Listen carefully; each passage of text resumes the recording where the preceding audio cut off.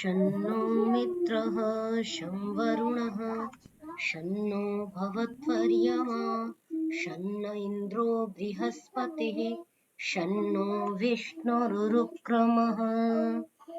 नमो ब्रह्मणे नमस्ते वायो त्वमेव प्रत्यक्षं ब्रह्मासि त्वमेव प्रत्यक्षं ब्रह्म वदिष्यामि ऋतं वदिष्यामि सत्यं वदिष्यामि तन्मामवतु तद्वक्तारमवतु अवतु माम् अवतु वक्तारम्।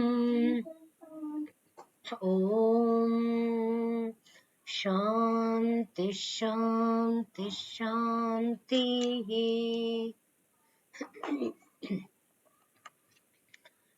सर्वेभ्यो नमो नमः। नमो नमः महोदय। सर्वेभ्यो नमो नमः। नमो नमः महोदय। जी नमो नमः। आइए उपनिषद का यह प्रकरण जो हम पिछली कक्षाओं में कर रहे थे इसे देख लेते हैं। प्रथम प्रपाठक का तीसरा खंड।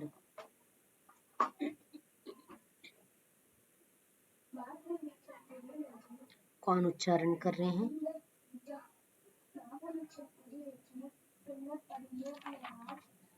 पिछला कोई? थर्ड वन और फोर्थ वन? जी फोर्थ या थर्ड से मैंने करते हैं। ये वाक्सा। हाँ महोदय। हाँ मैडम। हाँ जी। या वाक्सा। हेमा जी कुछ कह रहे हैं। छठा। हरिओम। हाँ जी हेमा जी बताएं। हेमा जी मेरी आवाज आ रही है? प्रथम प्रपाठक का छठा वचन है ना महोदय? अभी छठा कहाँ पे आ गए हम? अभी इससे पहले कब नहीं किया हेमा जी? इससे पहले कुछ हो गए हैं।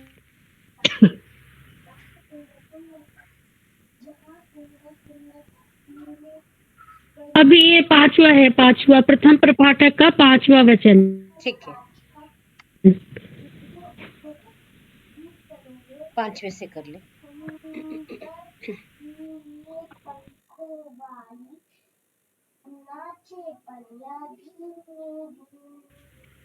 स्क्रीन में पांचवा नहीं है मैडम। हाँ ये देखेंगे।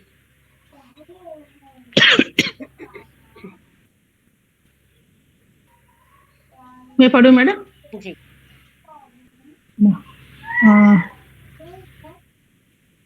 अन्नप नहीं, सॉरी पांचवा नहीं आया। पांचवा है अतो यान्यन्यानि। शैलजा जी। हाँ मैडम। हाँ। ये देखो। अतो यतो आन्यन्यानि वीर्यवन्ति कर्माणि या यज्ञोर्नमाजे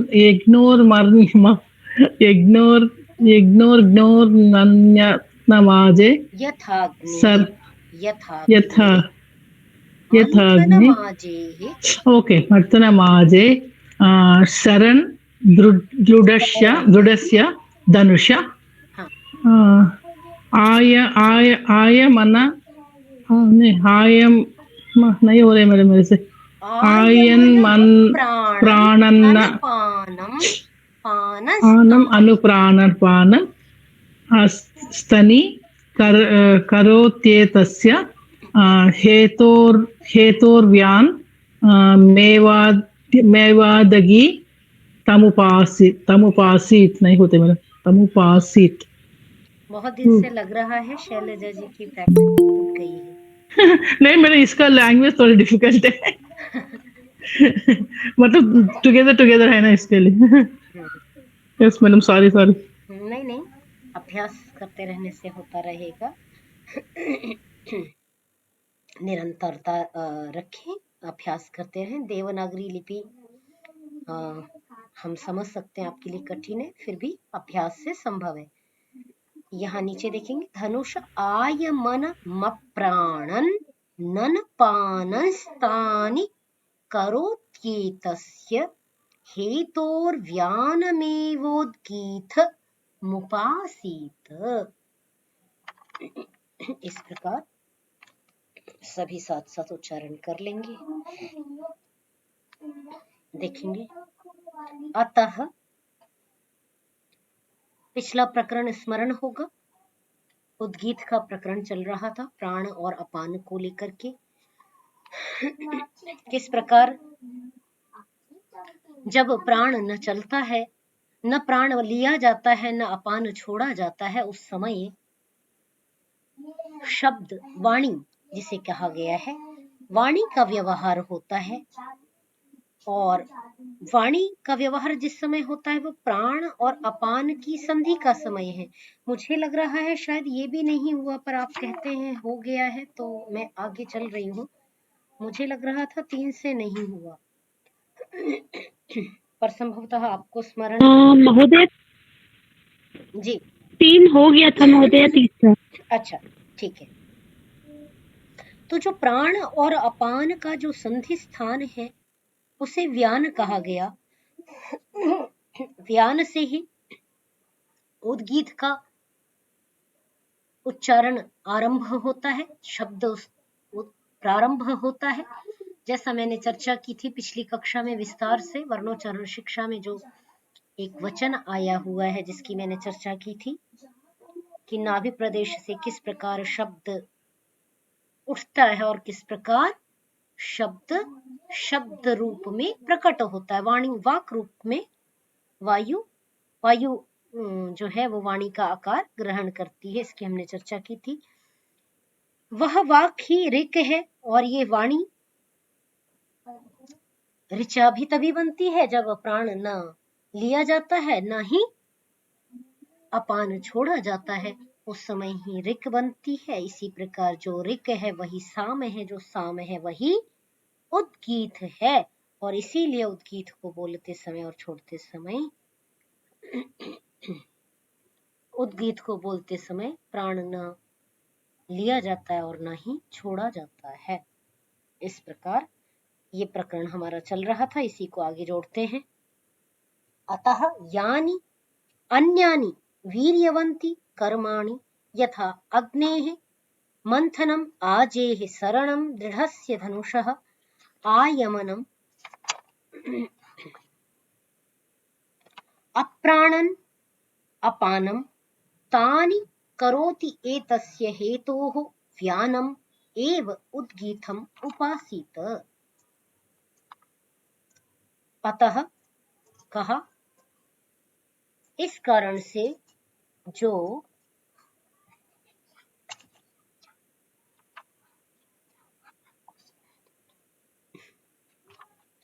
यानी जो अन्यानि दूसरे वीर्यवंती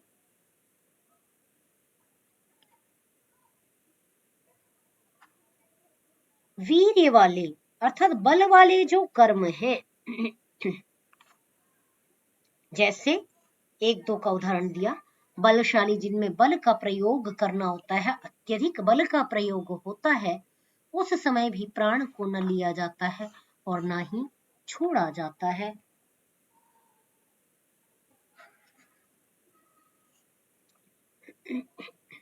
जैसे उदाहरण रूप में कहा, अग्नि का मंथन करना, आजे है शरणम, आज युद्ध के लिए कहा कि युद्ध में शरण करना, गतिशील होना, शस्त्र लेकर के दौड़ना।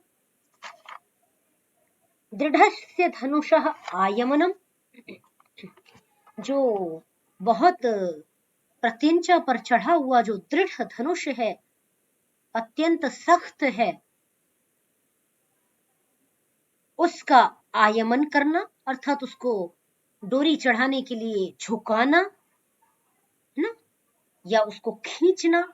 जिस समय प्रत्यंचा तानी जाती है तो कहा उस समय भी श्वास प्रश्वास का कार्य नहीं संपन्न होता है। अब प्राणन, ये जो भी वीर्यवंती कर्माणि, जो इस प्रकार के जितने भी वीर्य वाले कर्म हैं, बल वाले कार्य हैं, वे अप्राणन अनपानम, वे बिना प्राण लेते हुए और बिना अपान छोड़े हुए, तानि करोति, उन कार्यों को करता है। तानि कर्माणि का विशेषण बना लेंगे या कार्याणि का विशेषण बना लेंगे, तो तानि कार्याणि या कर्माणि करोति, करता है। इस कारण से व्यानम एव उद्गीतम उपासीत, इस कारण से व्यान को ही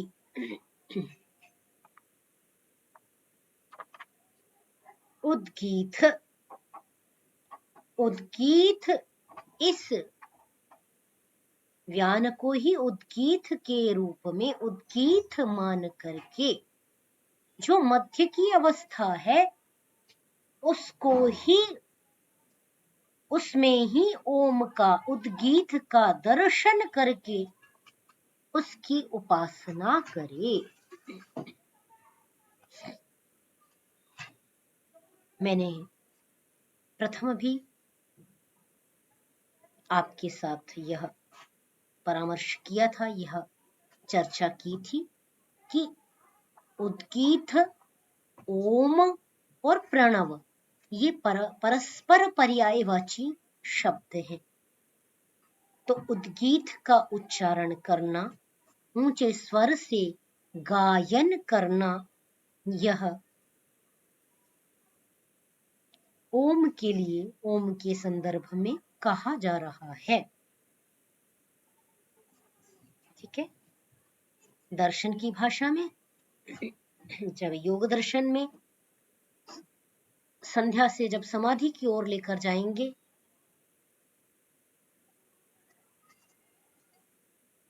प्रत्यक्ष से अप्रत्यक्ष की ओर, लोक से परलोक की ओर, अभ्युदय से निश्रेयस की ओर जब यात्रा प्रस्थान करती है, तो वहां पर सूत्र आता है तस्य वाचकः प्रणवः, उसका वाचक जो नाम है प्रणव है। अर्थात परमात्मा के बहुत सारे नाम हैं, है ना, परमात्मा के अनेक नाम हैं, और जिनमें 100 नामों की व्याख्या तो स्वामी दयानंद सरस्वती अपने ग्रंथ सत्यार्थ प्रकाश के प्रथम समुल्लास में ही करते हैं। 100 नामों की व्याख्या। परमात्मा का नाम शिव है, परमात्मा का नाम अमृत है, परमात्मा का नाम विष्णु है, परमात्मा का नाम महेश है, परमात्मा का नाम प्राज्ञ है, ईश्वर है, आदित्य है ना, हिरण्यगर्भ है, वायु है, तेजस है। इस प्रकार उसके बहुत सारे नाम हैं।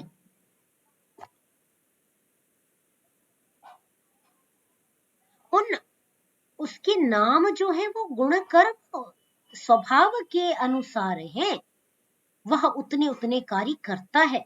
शिव क्यों कहते हैं? क्योंकि वो कल्याणकारी है, इसलिए परमात्मा का नाम शिव है। परमात्मा प्राज्ञ क्यों है?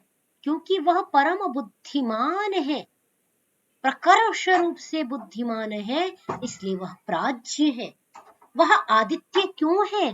क्योंकि वो कभी भी खंडित नहीं होता, वो अखंड है, इसलिए उसका नाम आदित्य है। और हमने गीता में पढ़ा था कवि पुराणम अनुशासितारम, है ना, अणोरणीयान समः, ऐसा करके हमने वहां पढ़ा था। वो पुराना है इसलिए उसका नाम पुराणम भी है, कवि भी है, क्रांतदर्शी है, सूक्ष्मदर्शी है, इसलिए वो कवि है। तो उसके नाम उसके गुण के अनुसार है। पर दर्शन ने क्या कहा? योग दर्शन ने तस्य वाचकः प्रणवः, उसका जो वाचक नाम है वो प्रणव है, ओम है। ठीक है, तो इसीलिए हम यहाँ पर वही मुख्य की चर्चा कर रहे हैं। तो इसीलिए कहा कि जो व्यान में निवास करता है, ऐसा शब्द जो है वो वाणी में भी मुख्य के समान बर्ताव करता है, वह ओम है। उसकी उपासना करे, उसका ध्यान करे, अन्य किन्हीं का भी ध्यान न करे, अन्य किसी का भी ध्यान न करे। ध्यान किसका करे? तो बारंबार कह रहे हैं, उपासना किसकी करे? उद्गीत की उपासना करे।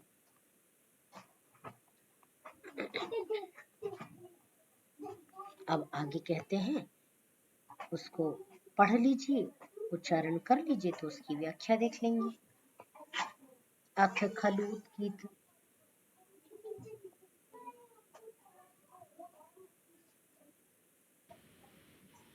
जी महोदय।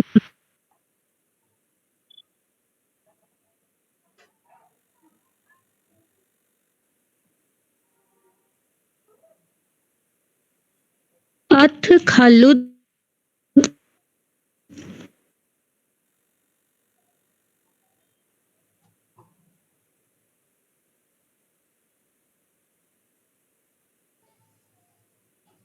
हाँ जी, लेफ्ट कर गए।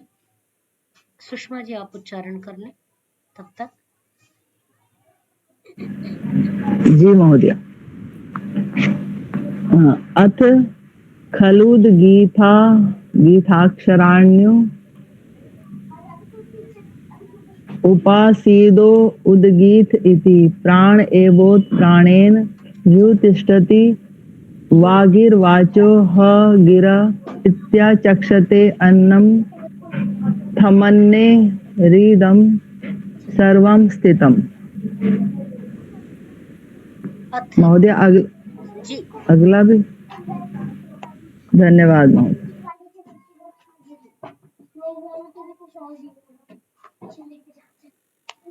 अथ खलु उद्गीताक्षराणि उपासीत उद्गीत इति प्राणः एव उत्प्राणेन हि उत्तिष्ठति वा गीः वाचः ह गिरः इति आचक्षते अन्नं थम् अन्ने हि इदं सर्वं स्थितम्। देखिए इसको। कहा अथ खलु अक्षराणि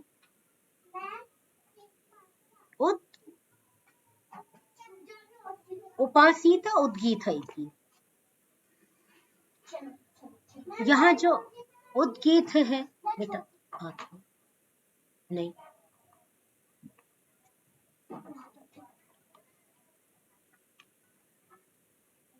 अब कहा जो उद्गीत अक्षर है, उद्गीत में जो अक्षर हैं उनकी भी उपासना करें। तो उद्गीत में अक्षर क्या क्या है इसको स्पष्ट किया। कहा उद्गीत, तो स्पष्ट करेंगे, अलग अलग करेंगे। उद्गीत में क्या क्या है? प्राणः एव उत्प्राणेन ही उत्तिष्ठति। उत से क्या होता है? प्राण कहे जाते हैं। क्यों उत से प्राण कहे जाते हैं? तो कहा उत गीत में जो उत शब्द है वह प्राण का वाचक इसलिए है क्योंकि प्राण सर्वदा ऊपर की ओर उठते हैं, अर्थात अंदर की ओर प्रस्थान करते हैं। तो ऊपर जाने के कारण से प्राण उत हैं। ठीक है, जो प्राण है, ऑक्सीजन है, वो हल्की है ना, ऊपर की ओर जाते हैं, इस कारण से उसको उत शब्द से कहा गया। वाग गी, वाणी को गी ही कहा जाता है। क्यों? इस संदेह के लिए, निवारण के लिए कहा कि वाचः ह गिरः, वाणी निश्चय से गिर है। गिर इस शब्द से कही जाती है। गिर शब्द का मूल शब्द गिर होता है, उसको हम रूप जब बनाते हैं तो गी ही गिरव गिरह कर लेते हैं, है ना। तो जो गी है वह वाणी है। सामान्यतः भी हम गी से वाणी ही कहते हैं। गिरह शब्द, गिरा, तदा, ऐसा करके वेद मंत्र आता है ना, तो गिरा तृतीया के एक वचन में बन जाता है। गी ही गिरव गिरह, गिरम गिरव गिरह, गिरा। तो गिरा शब्द ये ऐसे तृतीया में बनता है। तो जो गी ही शब्द है वाणी का वाचक है, क्योंकि वाणी से शब्द का उच्चारण करता है। ठीक है। गिरह ऐसा, इति आचक्षते, गिर ऐसा कहा जाता है। आगे क्या कहा? अन्नम थम, अन्न क्या है? थम है। क्यों? क्यों थम है? क्यों आधार है? क्यों स्थित है?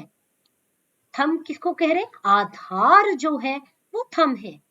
तो वाणी का आधार अन्न है। कैसे? अन्न ना हो तो वाणी का मुख से नहीं निकलती। जो वाणी निकलने के लिए शब्द अंदर से जो बल आघात हो रहा है, वायु ऊपर की ओर उठ रही है, शब्द रूप में परिणत हो रही है, उसका कारण अन्न का आधार है। ऐसा हम पहले के उपनिषद में पढ़ चुके। वहां आया था कि अन्न और जल के बिना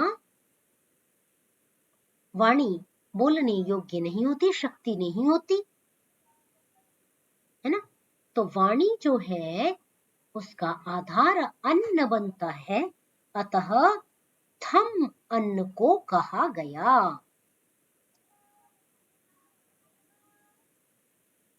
अन्नम थम, क्यों? अन्ने ही इदम सर्वम स्थितम, यह जितना कुछ भी है वो सब कुछ अन्न में ही स्थित है। इस कारण से अन्न को थम कहा गया। अन्न ब्रह्मांड का आधार है।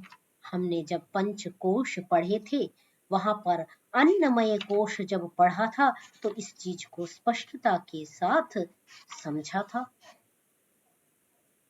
है ना। वहां पर कहा अन्नमेति व्यजानात् अन्नाद्धि एव खलु इमानि भूतानि जायन्ते अन्नेन जातानि जीवन्ति अन्नं प्रयन्ति अभिसंविशन्ति इति तद्विज्ञाय, है ना। ऐसा कहा कि अन्न से ही सारे प्राणी जीवित रहते हैं, अन्न में ही विलीन हो जाते हैं और अन्न से ही पुनः जन्म ले लेते हैं। ये पूरा हम प्रकरण देख भी चुके हैं। ठीक है। यदि स्पष्टता न हो तो फिर से एक बार इसको पलट लीजिए। ये प्रकरण तैत्तिरीय उपनिषद का भृगुवल्ली का प्रथम अनुवाक में वर्णित है। ठीक है। तो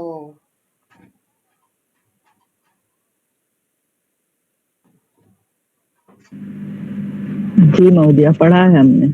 पढ़ा है। हाँ जी, हाँ आ रहा है जी, जी जी जी। जितनी बार पढ़िएगा पीछे आगे की चीजें स्मरण आएंगी।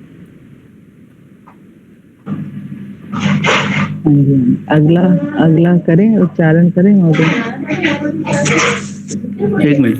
हाँ महोदय, जरा ये जो अन्न की बताई ना, थोड़ा सा संदर्भ बता देंगे? मैं नोट नहीं कर पाया, मैं बाद में देख लूंगा।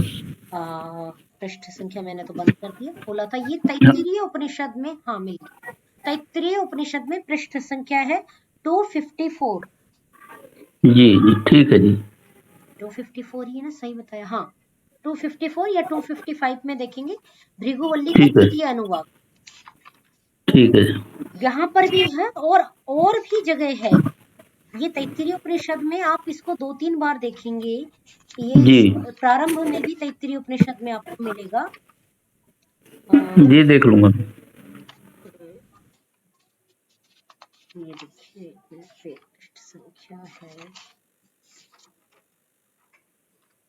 तो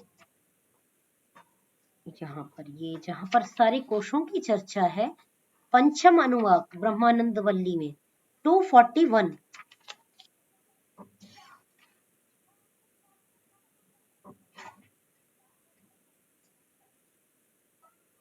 तो इनको आप एक बार ये देखिए, स्टार्टिंग में भी 5 कोशों का वर्णन है। तो 236 पेज संख्या, पृष्ठ संख्या देखेंगे तो 236।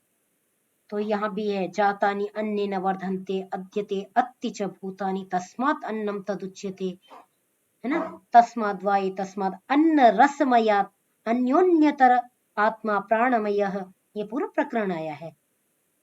प्राणः शिरः व्यानः दक्षिणपक्षः अपानः उत्तरपक्षः।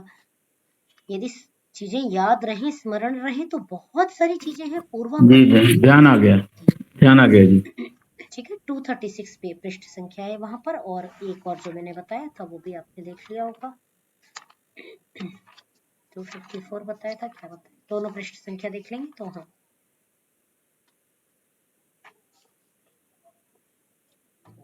टू 236 और 254, ठीक है। तो वहां पलट के एक बार देख लीजिए तो प्रकरण पुनः स्मरण हो जाएगा। अन्य कोई प्रश्न है तो पूछ लें, अन्यथा उच्चारण की ओर बढ़ें। जी महोदय। द्यौरेवोदन्तरिक्षं गीः पृथिवीः थमादित्य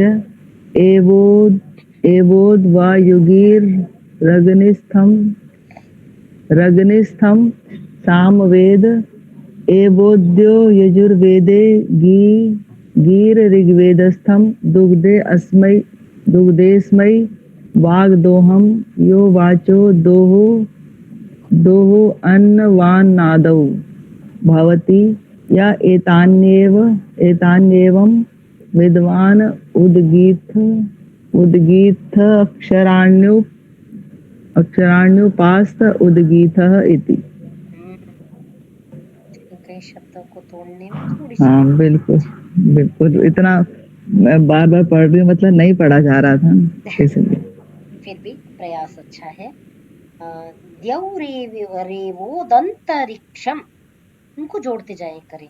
गीः पृथिवी थमादित्यः एवोद्वायुर्गीरग्निस्थं सामवेद एवोद्यजुर्वेदो गीर्ऋग्वेदस्थं दुग्धेऽस्मै वाग्दोहं यो वाचो दोहोन्नवानन्नादो। ऐसा पढ़ेंगे कैसे? दोहोन्नवानन्नादो भवति य एतान्येवं गीथाक्षराण्युपास्त उद्गीथ इति। अस्तु। द्यौः एव उदन्तरिक्षम्, उत अंतरिक्षम, ऐसा। गीः पृथिवी, थम आदित्यः, एव उद वायुः, गीः अग्निः, और थम, अच्छा, पृथ्वी थम आदित्य एवं, पृथ्वी को थम किया, फिर आदित्य एव उत वायुर्गीः अग्निः थम, ऐसा लगाएंगे। आदित्य थम, आदित्य उत हुआ, वायु गी हुई और अग्नि थम हुआ। सामवेद एव उत यजुर्वेदो गीः ऋग्वेदस्थम् दुग्धे अस्मै वाक् दोहम् यः वाचः दोहः अन्नवान् अन्नादः भवति य एतानि एवं विद्वान् उत्गीताक्षराणि उपास्ते उत्गीत इति।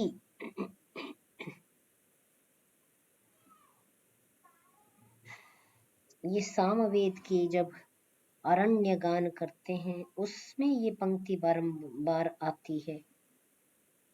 य एतान्येवम् एवं वेद, उसमें आता है ये बारंबार, ये पंक्तियां इस प्रकार रिपीट होती हैं। य एवं वेद स द्युतिमान भवति, धृतिमान, जो जो शब्द साथ में हो रहे होते हैं वो उसी का अंतिम चरण टेक की तरह बार बार साम वेद साम गायन में आते हैं। सामगान की विधा अरण्य गान में प्रयोग होता है। चलिए देखते हैं इसको। द्यौः एव उत, द्यौः उत है, ठीक है, ऊपर होने से द्यौः उत है। अंतरिक्ष गीः है, वाणी है, और पृथ्वी आधार होने से, पृथ्वी धारण करने से पृथ्वी थम है। इसी प्रकार आदित्य उत है क्योंकि ऊपर है, ऊंचा होने से, ऊपर उठने से, ऊपर वास करने से, देव में वास है आदित्य का, इसलिए आदित्य उत हुआ। वायु अंतरिक्ष में है तो वायु शब्द करने वाली है, इसलिए वायु गी ही हुई। अंतरिक्ष में वायु हुई। अंतरिक्ष के देवता हम कौन से मानते हैं? शास्त्र जो कहते हैं, हम यज्ञ में समिधाएं, जब हवन में समिधाओं का आधान करते हैं तो क्या करते हैं? 3 समिधाएं तीनों लोकों के प्रतीक रूप में प्रदान करते हैं, जिसमें देवलोक के प्रतीक के रूप में पहले मंत्र से समिधा दी जाती है उत, और दूसरा जो है, चूंकि उसके देवता 2 होते हैं, वायु और विद्युत, अंतरिक्ष में 2 का वास है, वायु का भी वास है और विद्युत देवता का भी वास है, इसलिए 2 देवताओं के प्रतिनिधि के रूप में 2 मंत्रों से एक आहुति देते हैं, क्योंकि अंतरिक्ष एक स्थान है तो मंत्रों का उच्चारण 2 होता है और आहुति 1 प्रदान की जाती है। और तृतीय लोक हो गया आपका पृथ्वी लोक, और पृथ्वी लोक के लिए फिर हम तीसरे मंत्र से आहुति प्रदान करते हैं। तो ये 3 समिधाएं, समित पाणी की भी जहाँ चर्चा होती है, 3 समिधाएं लेकर के ब्रह्मचारी, कठोपनिषद में पढ़ा था कि लेकर के आचार्य के पास गया, आचार्य के पास जाता है, 3 रात्रि का भी वहां चर्चा आई थी, है ना। तो ये जो प्रसंग है उसमें हमारा जो है कि 3 ये जो समिधाएं, तो मैंने इसके संदर्भ में स्मरण आ गया इसलिए बता दिया कि वहां पर इस प्रकार हम करते हैं प्रयोग। तो यहाँ अंतरिक्ष का जो देवता वायु है उसको भी गी ही कहा गया क्योंकि उसमें शब्द है ना। अग्नि ही थम, अग्नि पृथ्वी का देवता है। पृथ्वी में बहुत सारे देवता हैं, पृथ्वी के सागर भी देवता है, नदी भी देवता है, जल भी देवता है, परंतु अग्नि प्रमुख देवता है। और इसीलिए शास्त्रों में शतपथ ब्राह्मण में आता है अग्निर्वै देवानां मुखम। सारे देवताओं को भोजन कराना हो तो किसके शरण में जाइए? अग्नि देवता के शरण में चले जाइए, सारे देवताओं को आप भोजन करा देंगे, तृप्त कर देंगे। हम घी की आहुति हवन में प्रदान करते हैं, क्यों? घी सर्वोत्तम है, वायुमंडल को शतगुणित शुद्ध करता है। पर्यावरण को शुद्ध करने में सबसे बड़ा जो योगदान है वो हवन का है, परंतु आज हम संप्रदायवाद की अग्नि में झुलस रहे हैं। इस कारण से यज्ञ इत्यादि जो पर्यावरण शुद्धि के जो सबसे बड़े कारक हैं उनको हमने भुला दिया, है ना। शास्त्र कहते हैं अग्निर्वै देवानां मुखम, देवों का मुख अग्नि है, और अग्नि में जो वस्तु दान की वो 1000 गुना, लाख गुना होकर के सब देवताओं में वितरित हो जाएगी। अग्नि केवल अपने पास नहीं रखेगी, परंतु पृथ्वी का देवता अग्नि है, इस कारण से हम पृथ्वी में जो हम आहुति देते हैं वो अग्नि में देते हैं। मिर्ची डाली कितनी तेज, छटपटा के 10 घरों को पता चल जाता है, छींक छींक छींक छींक कि अग्नि में मिर्ची पड़ गई, क्योंकि वो किसी भी वस्तु को जो अग्नि में डाली गई वो द्विगुणित नहीं होती, वो लक्षण गुणित हो जाती है ना। तो इस प्रकार अग्नि थम आधार है, पृथ्वी का देवता है, वो आधार है, इसलिए उसको थम कहा गया।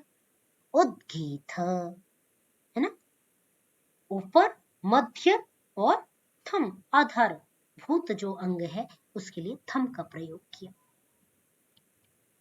इसी प्रकार सामवेद एव उत, सब सर्वोत्तम सर्वश्रेष्ठ, क्योंकि उपासना का जो ग्रंथ है समीप बैठने की जिसमें चर्चा है वो सामवेद है, तो इसलिए सामवेद उत हुआ। यजुर्वेद चूंकि ये ही गहन उसमें कर्म कांड किया जाता है, कर्म यजुर्वेद के मंत्रों का उच्चारण करके शब्द पाठ करके उससे कर्म की तरफ प्रवृत्ति होती है, इसलिए यजुर्वेद गी ही है। ऋग्वेद थम है, आधार है। चारों वेदों से सर्वप्रथम जिसका पाठ किया ऋषियों ने, ऋषियों की अंतर गुहा में जिसका प्रथम प्रकाश हुआ वह ग्रंथ ऋग्वेद है। श्रुति परंपरा से हमने उसको आगे बढ़ाया और उसको पुस्तकाकार कालांतर में दिया। ठीक है, तो दुग्धे अस्मै वाग्दोहः,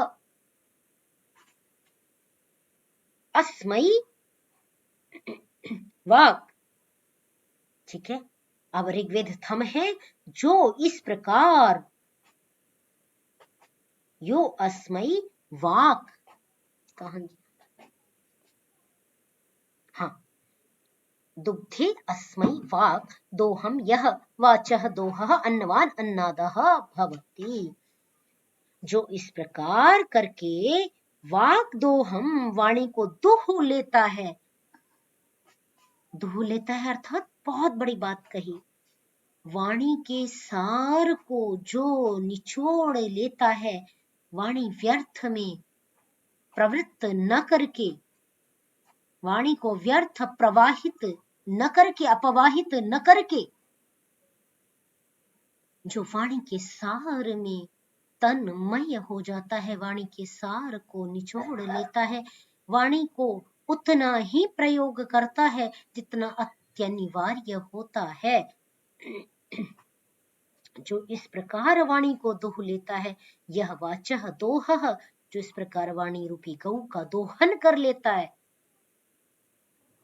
अन्नवान भवति अन्नादः भवति, वो अन्न वाला होता है। दो बातें कहीं बहुत विशिष्ट हैं दोनों बातें, धनपति हो जाए, है ना, अन्नपति होना एक भिन्न बात है और अन्नाद होना एक भिन्न बात है। तभी जब हम 5 घृत की आहुतियां देते हैं तब हम अन्न अन्नाद्य दोनों की प्राप्ति की वहां पर प्रार्थना कर रहे होते हैं। अयंत इध्म आत्मा मंत्र का जब पाठ किया जाता है तब यही 5 घृत आहुतियां जब हम देते हैं तो क्या प्रार्थना होती है उसमें, प्रजा पशु ब्रह्म वर्चस अन्न और अन्नाद। तो इस प्रकार अन्नपति होना, अन्न माना बहुत बड़े धनाढ्य व्यक्ति हैं, धनों के स्वामी हैं, धनेश्वरी से कोठियां बड़ी बड़ी बनी हुई हैं, बड़े बड़े उनके पास सर्व सुविधाओं से वो संपन्न हैं, परंतु अन्न को भोगने का सामर्थ्य ही विद्यमान नहीं है, तो सूखी रोटी खाते हैं। बिना घी लगाए एक फूल का ग्रहण कर पाते हैं, तो अपार धन वैभव होने के बाद उसके भोगने का सामर्थ्य न होना, यह भी परिपूर्णता का परिचायक नहीं है। इसीलिए अन्नवान अन्नादः, दो शब्द कहे, वो अन्नवान भी होता है, धन ऐश्वर्य से संपन्न भी होता है और अन्नाद भी होता है ना, धन को भोगने का सामर्थ्य भी रखता है, अन्न को भोगने का सामर्थ्य भी उसके पास होता है। इस प्रकार य एतानि एवं विद्वान उद्गीताक्षराणि उपास्ते, उद्गीत इति क्या कहा अंत में कहा, तो इस प्रकार जो उद्गीत के अक्षरों की उपासना करता है वह इस प्रकार अपनी कामनाओं को पूर्ण करने वाला हो जाता है, अन्नवान अन्नाद हो जाता है, भगवान हो जाता है, ऐश्वर्य का स्वामी हो जाता है। भगवान माने कोई चौथे सातवें आसमान में बैठा हुआ भगवान हम नहीं कहते, भगवान माने भग वाला, ऐश्वर्य वाला हो जाता है। तो ये मनुष्य भगवान हो सकता है ना, परम सत्ता नहीं हो सकता। भगवान कोई भी जो साधक अत्यंत अपनी को उच्च स्थिति में पहुंचा लेता है, साधना के चरम स्तर को प्राप्त करता है, आत्मा का परमात्मा से तारतम्य बैठा लेता है, समस्त ऐश्वर्यों से वो संपन्न हो जाता है, वही भगवान कहलाता है। जैसा कि हमारे पूर्वज महापुरुष हुए जिन्हें हमने भगवान का स्थान दिया, चाहे भगवान श्री कृष्ण हो, चाहे भगवान राम हो, चाहे भगवान हनुमान हो, चाहे भगवान परशुराम हो, ये सभी मर्यादित जीवन, बहुत उत्तम जीवन, तभी हम मर्यादा पुरुषोत्तम कहते, पुरुषों में उत्तम पुरुष भगवान श्री राम, योगेश्वर भगवान श्री कृष्ण, तो योगेश्वर योगी सम्राट, इसलिए उनको इतना बड़ा स्थान दिया गया। ठीक है, इतना स्पष्ट हुआ। समय आज का पूर्ण हुआ। कोई प्रश्न है तो पूछ ले, आगे कल कर लेंगे। मुझे लगता है इस श्लोक की व्याख्या पूरा एक कल के समय इसी पे दिया जाए, क्योंकि बहुत गूढ़ विषय है। जो आपने कहा ना, अन्नपति होना और अन्नवान होना, जी, अन्नाद, इसके अन्नाद, अन्नपति और अन्नाद जी, और इसके कई, अब जैसे यहाँ धनवान है लेकिन पता चला जी वो आप दुनिया भर की बीमारियां हो गई, आप कुछ खा ही नहीं सकते, भोग ही नहीं सकते। जी बिल्कुल, ठीक है ना, तो इसको व्यवहार में थोड़ा सा विस्तृत व्याख्या अगर करें तो मुझे लगता है कल ज्यादा अच्छा रहेगा, क्योंकि ये तो अपने आप में बहुत बड़ा एपिसोड बन जाएगा। ये श्लोक ही बहुत गूढ़ लग रहा है मुझे। और पिछला जो आपने कही थी ना, गिरा अनयन नयन बिनुवानी, वो जब भगवान राम जाते हैं पुष्प वाटिका में तो कह नहीं पाते एक दूसरे को देख करके, तो वहां गिरा शब्द आता, गिरा अनयन नयन बिनुवानी आया था ये शब्द, मुझे ध्यान आया, मैं कहा थोड़ा सा कर लें। तो इसको मुझे लगता है कि एक पूरा इस पे एक करना, ये तो एक भावार्थ हो गया, अर्थ हो गया, लेकिन इसके गूढ़